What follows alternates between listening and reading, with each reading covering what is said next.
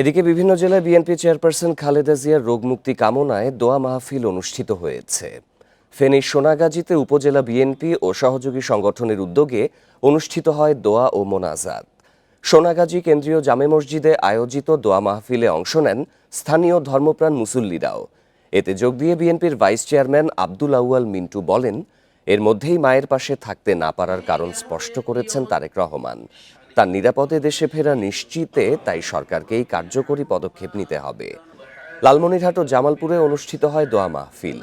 এতে স্থানীয় সামাজিক ও রাজনৈতিক নেতৃবৃন্দ সহ বিভিন্ন শ্রেণী পেশার মানুষ অংশগ্রহণ করেন। পটুয়াখালীর কলাপাড়ায় চাকা মইয়া যুব দলের জনসভা শুরুতে বেগম খালেদা জিয়ার রোগমুক্তি কামনায় মোনাজাত করেন হাজারো নেতাকর্মী। যত তাড়াতাড়ি যেই পরিবেশের কথা আমরা বলছি সেই পরিবেশ সৃষ্টি হবে, যাতে করে আমাদের নেতা শ্রদ্ধেয় ভাইস চেয়ারম্যান সাহেব, ভারপ্রাপ্ত চেয়ারম্যান সাহেব উনি আমাদের কাছে ফেরত আসে।